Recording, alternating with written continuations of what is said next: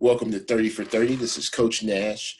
I have a special guest with me today, Coach DJ Mann. He is the quarterbacks coach at Powerhouse Perennial Playoff Contender, TTHL, the Cedar Hill Longhorns. Welcome, Coach Mann.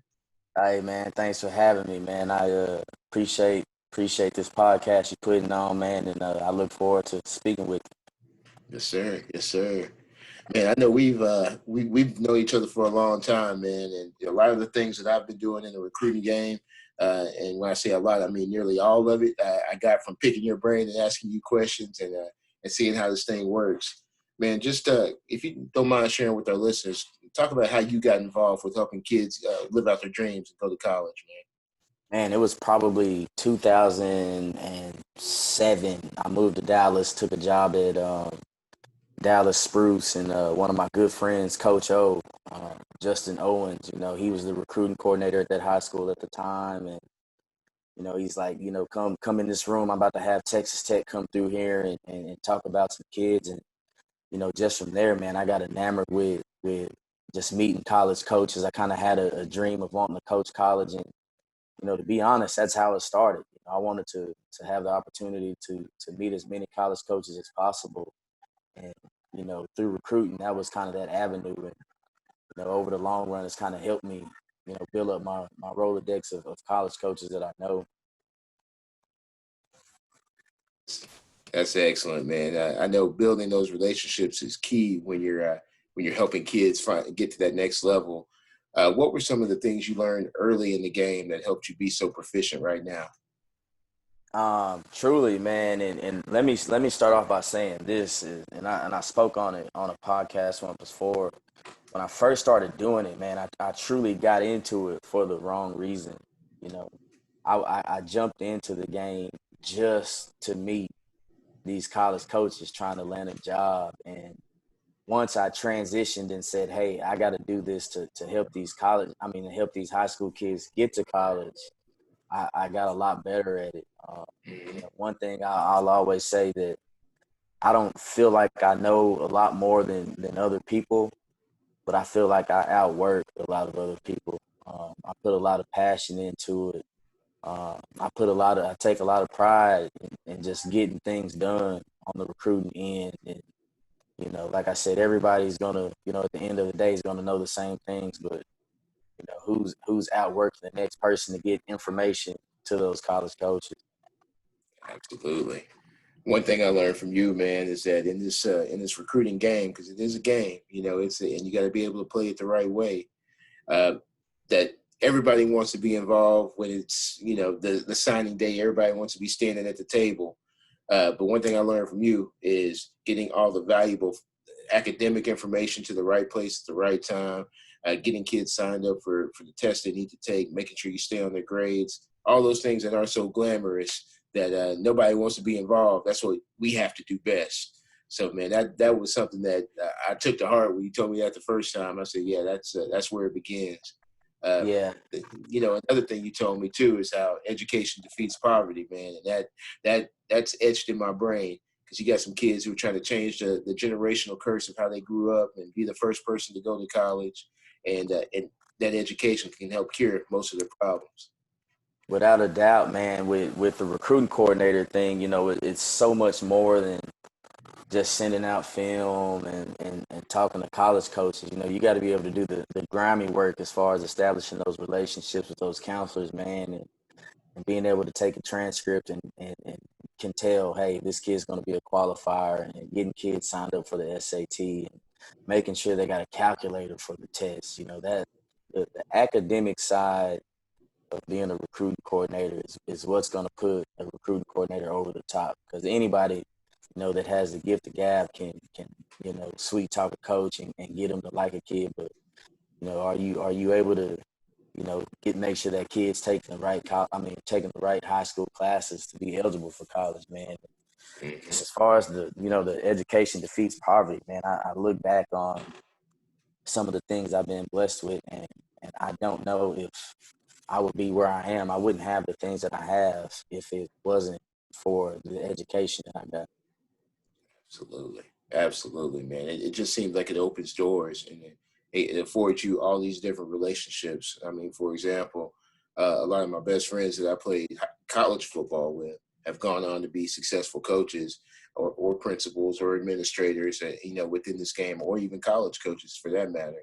And you're able to leverage those relationships to kind of help you along your way, man. So I'm right there with you. Now, next question I have for you is kind of in regards to the personnel that you have.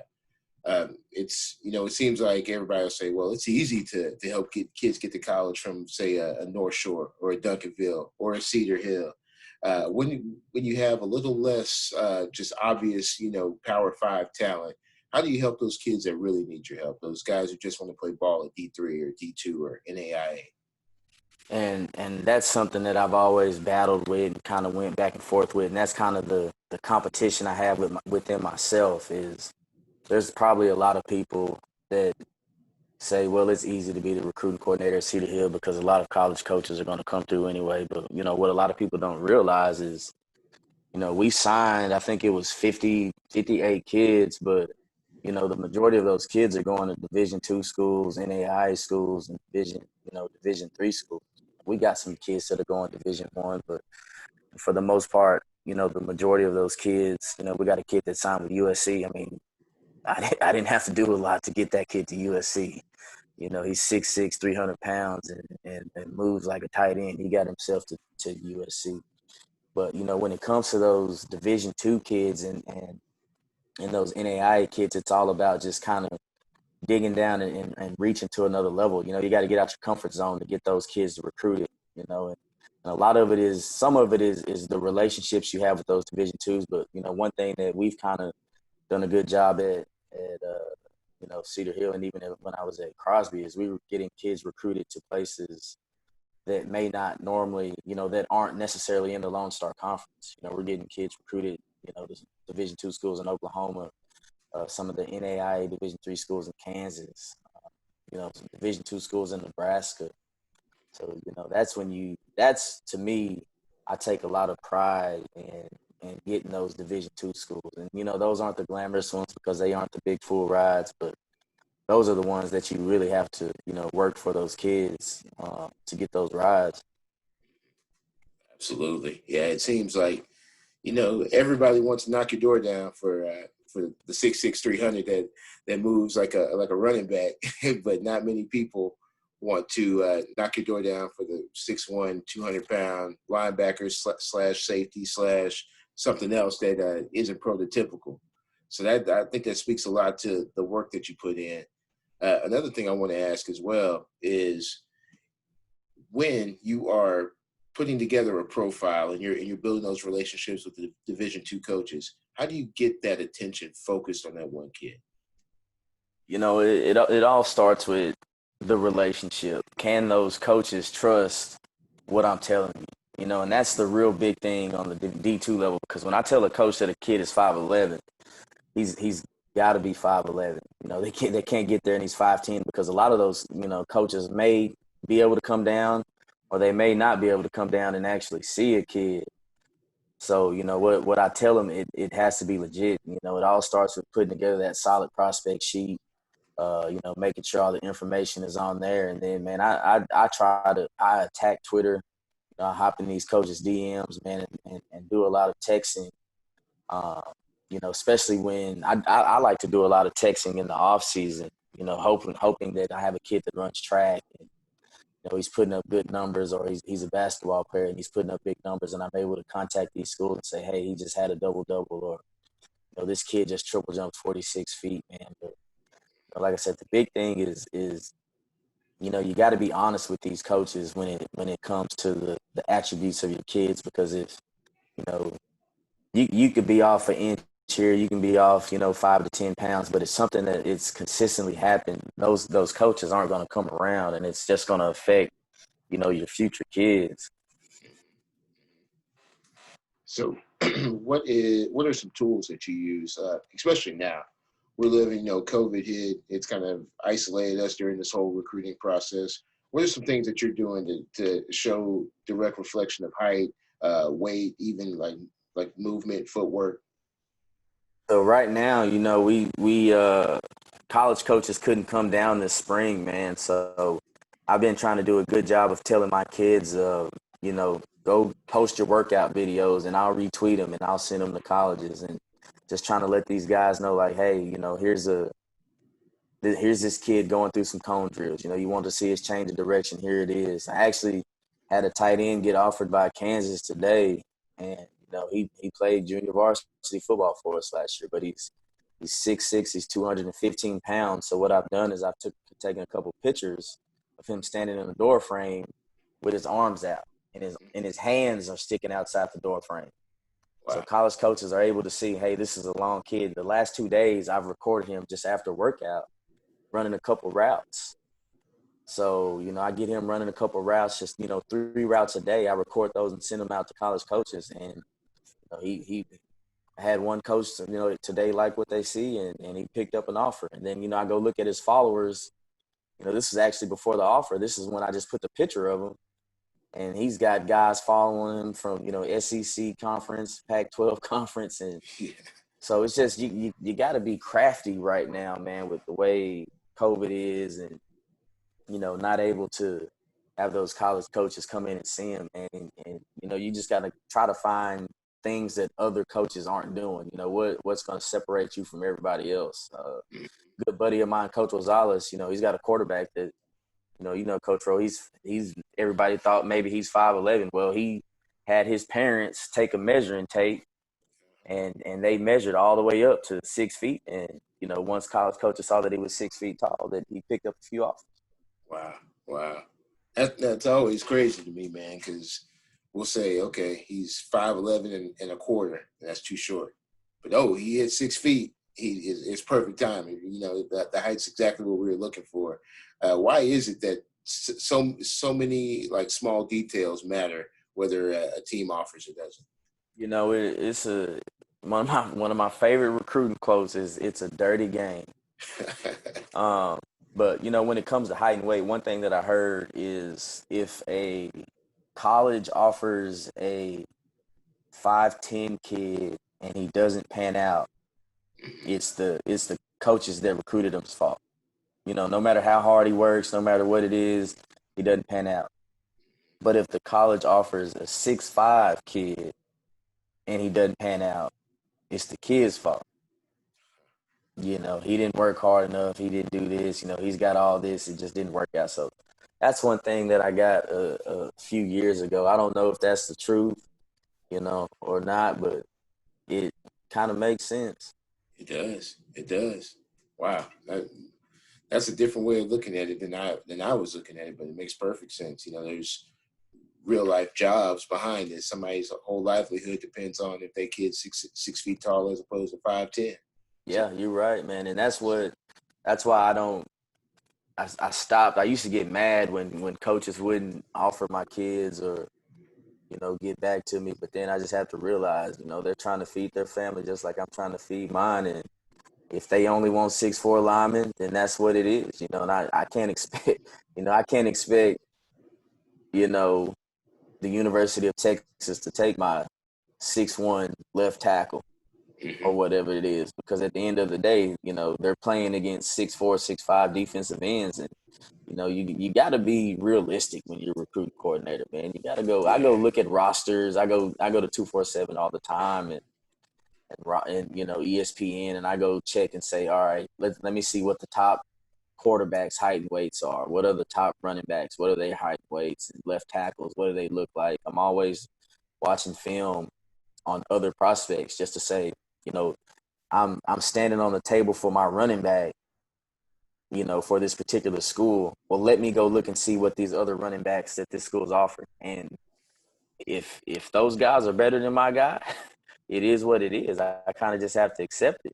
But, if I look up and I can truly say my running back has the same height and weight as this guy, and he's running against some of the teams that we're going to play against, because we're playing against big-time teams, I'm going to continue to stand on the table. And that's one thing that I try to, I'd like for the parents to do. Every parent thinks that their kid is the real deal, and they should. I mean, I got 2 kids, and I think they're pretty special ball players, but you got to be realistic at the same time. You know, go check out those rosters. Does those kids on those rosters look like your son?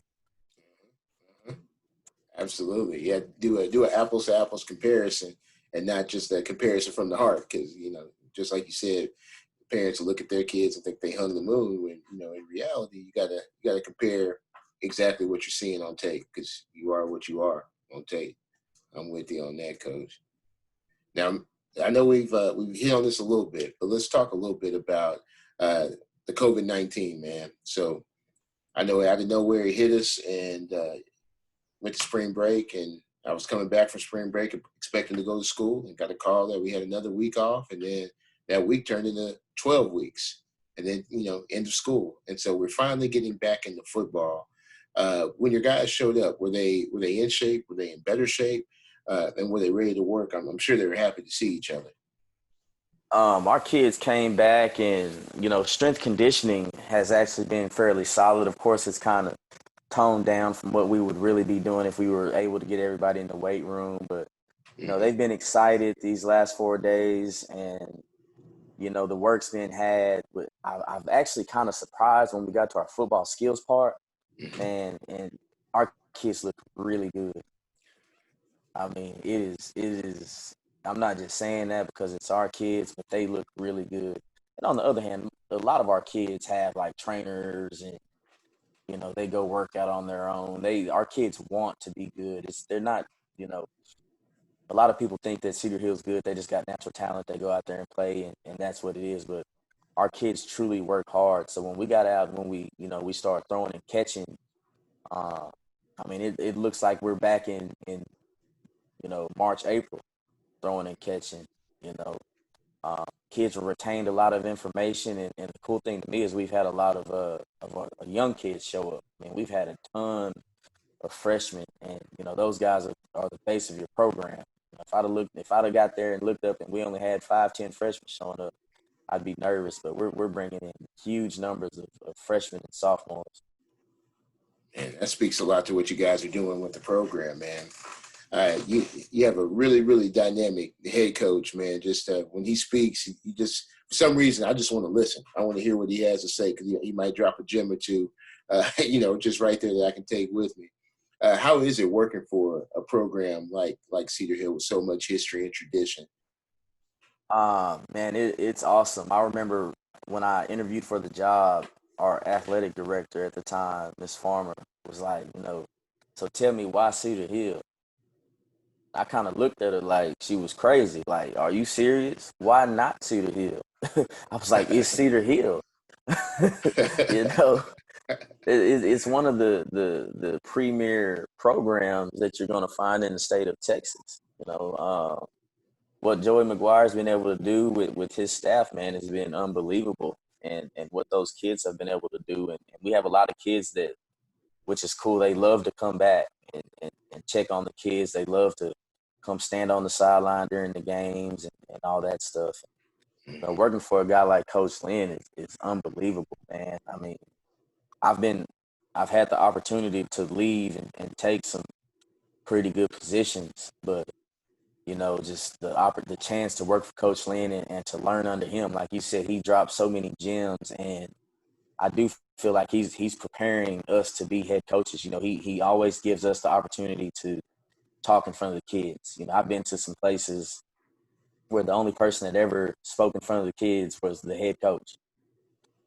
It's not like that with Coach Lynn. Every year, we do our leadership stuff and everything, and he gives us the entire, gives us 10, 15 minutes, each coach to get in front of the kids and talk about a particular subject.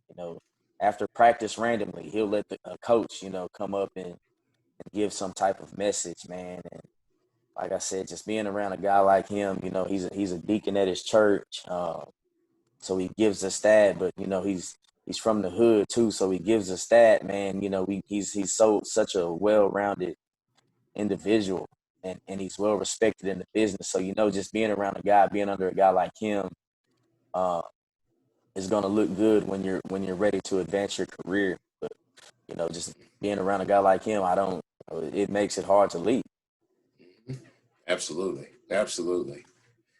Now, the next question kind of deals with the other part of or the other virus that's attacked our world here since COVID hit, and that's that violence of racism, man. I know it has it's been prevalent. We've seen it, head on, but nothing like we saw with George Floyd.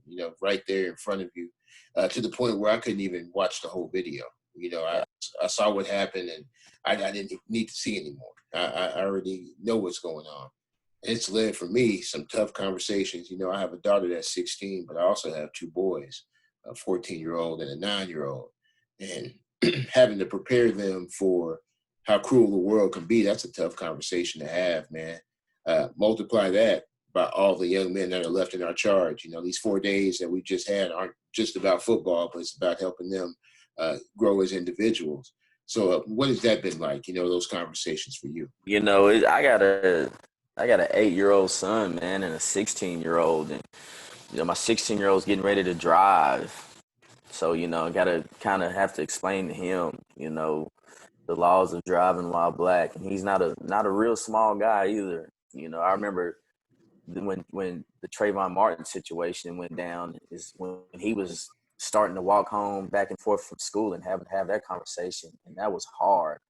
My 8-year-old kind of understands what's going on, but he doesn't really understand what's going on. And he's saying, is he famous? I said, well, he's this is why people are, saying his name so much, and this is kind of what's going on. And you're gonna run into certain things when you get a little bit older, because when you're 8, you don't recognize it as much. He goes to a Hispanic school, where it's Hispanic and black, and he's had white teachers most of his school career.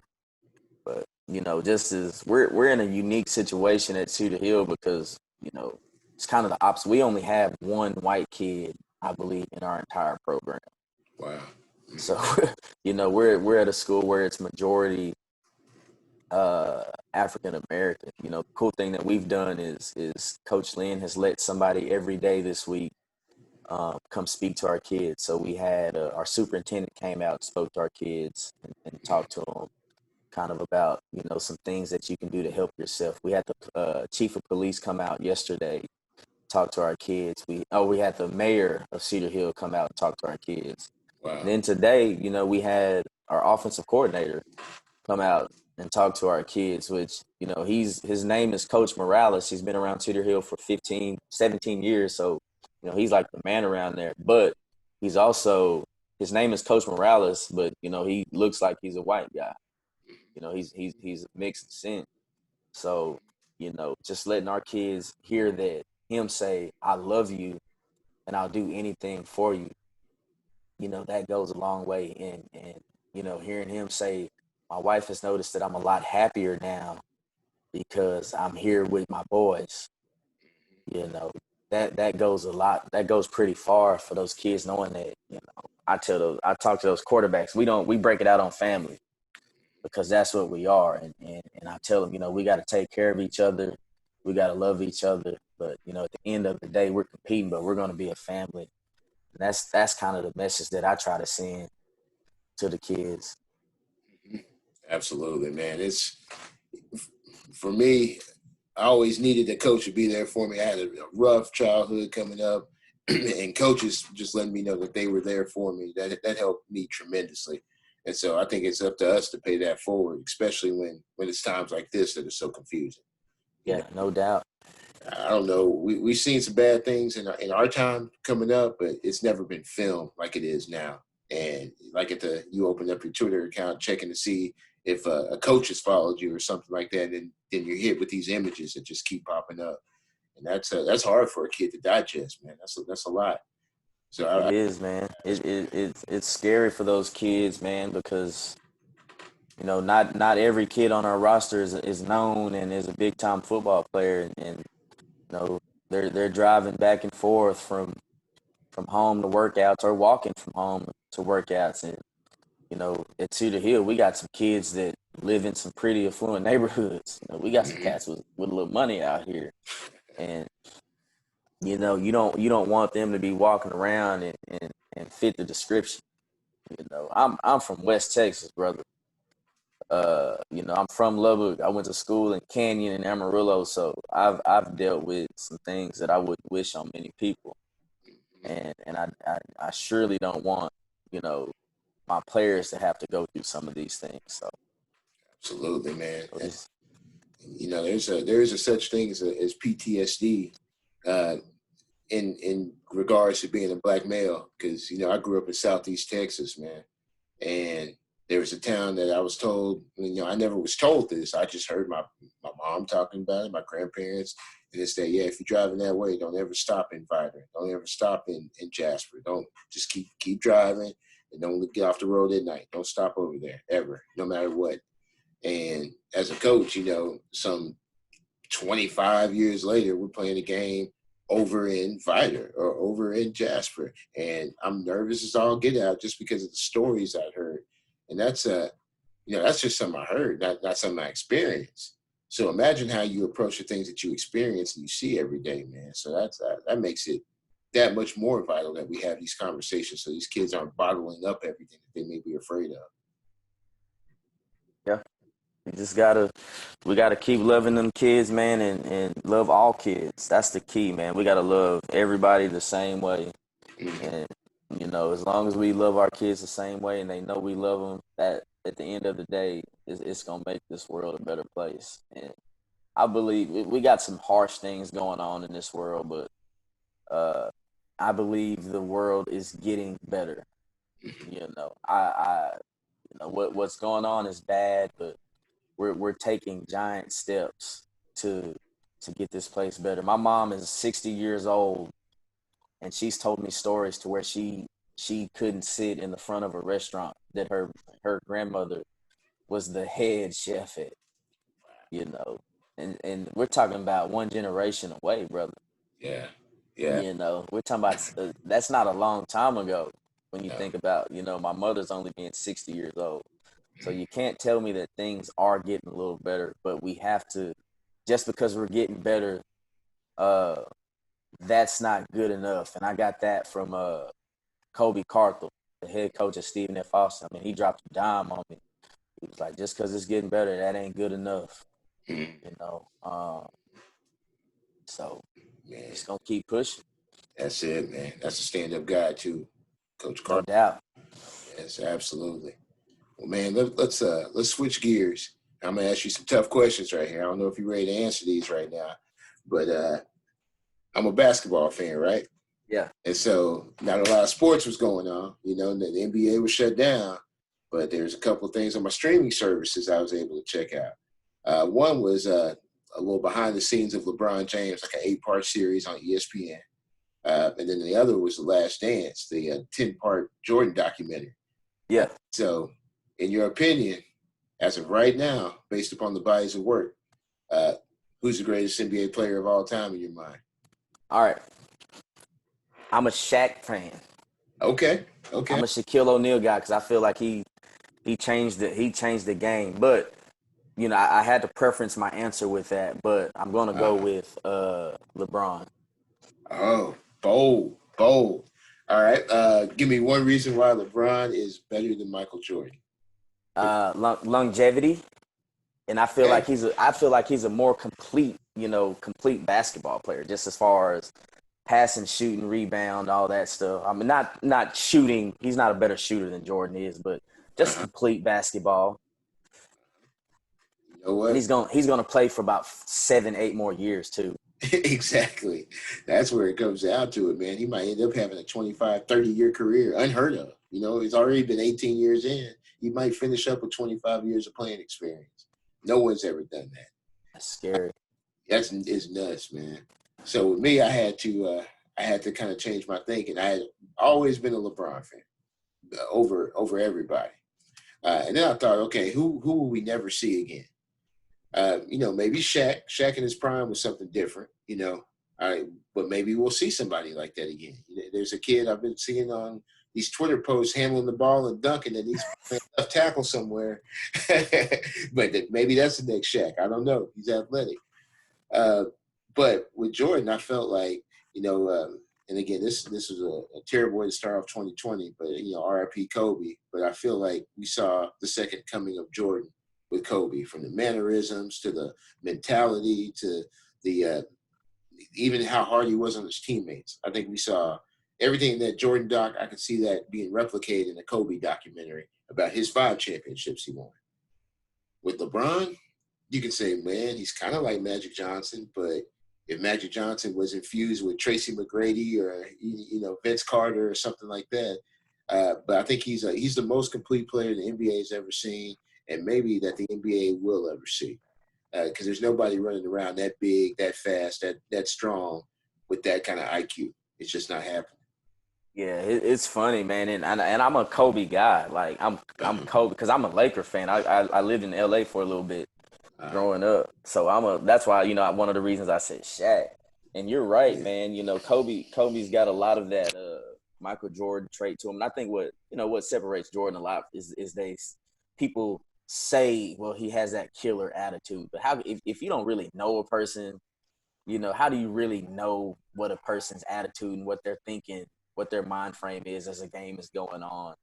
I think LeBron gets a lot of heat, because he passes the ball, but he may be the greatest passer of all time, when it's all said and done. But I always say, how does he get heat for making the right basketball play? Like if you're a true basketball fan, a lot of times he's making the right basketball play. Some guys just aren't making the shot, knocking down the shots. Mm-hmm. But then when you go look at his percentage, his shooting percentage, like under 5 seconds down by 2, it's unbelievable. You know what I'm saying? But he's just a different. I mean, he's 6'8", 200 and how many ever pounds. That can handle the ball fairly decent. Like we said, he's a phenomenal passer. And what's getting scary, he's starting to become a long range shooter. Yes. So what happens is what's probably going to prolong his career is he's going to end up being a stretch forward, and he's going to play for how many ever more years, or he's just a point guard. What happens when he gets into a situation to where he doesn't have to handle the ball all the time? He's going to play forever, especially if he can shoot it. Oh, yeah. And I'm still trying to think of anybody who's had an 18, 19-year NBA career and is still in the MVP talks. Nobody. Not 19 years, and they're still talking about, oh, he's probably the best player in the league right now. He's going to play against his son. His son's about to be a sophomore right now in high school, and he's going to play long enough to play against his son. That is scary, and still play at a, what's going to hurt him in the long run is his points per game going to go down, and his stats are going to go down. But that's naturally what happens when you're in year 24. Yes, when you're in year 24 of your career. But I just think they're totally different ball players. Mm-hmm. They're different. It's like trying to compare Lamar Jackson to Tom Brady. Yes. They're totally different quarterbacks. Mm-hmm. So I don't understand why some people, let it just wear their nerves out trying to compare the two, when it's like saying, well, I'm going to compare Shaq to Magic Johnson. Yeah. They're both great in their own right. They did different things. I agree. Man, that's some facts. Now, last thing I'm going to ask, and this is because this is the first time I've ever done anything like this, right? So create the 30 for 30, and there's always these, these taglines, there's broke, whatever they create for their taglines. Well, this is your 30 for 30. We're getting to know who Coach DJ Mann is, getting to know that he's a smart man that knows LeBron James may be the best player ever. So I need a tagline for your 30 for 30. A tagline for my 30 for 30. Coach Mann, let's see. My 30 for 30. A man with 2 ends always cared. Oh, I like it. A man that always cared. That's official. Well, Coach Mann, I appreciate you helping me get the season 1 rolling. You dropped some really dynamic information on the recruiting game, and then also just coach life in general, man. So I really believe that this is a personal development podcast. It's entertaining for people to listen to, but it's also put together so people can grow and develop from it. They can learn some things, and they can apply some stuff to life. You dropped a lot of that today, man. I appreciate you having me on, man. It means a lot, brother, that you would pick me, and I'm I'm very grateful and thankful for our friendship that we've developed over these few years. And man, I'm looking forward to seeing what you're doing with your life, and we're gonna keep doing this thing, and just like I said, man, let's just keep helping kids because that's what it's all about.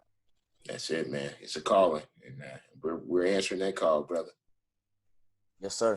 Yes, sir. Well, I appreciate you, Coach, man. You enjoy the rest of your evening, and be on the lookout for your 30 for 30. Awesome.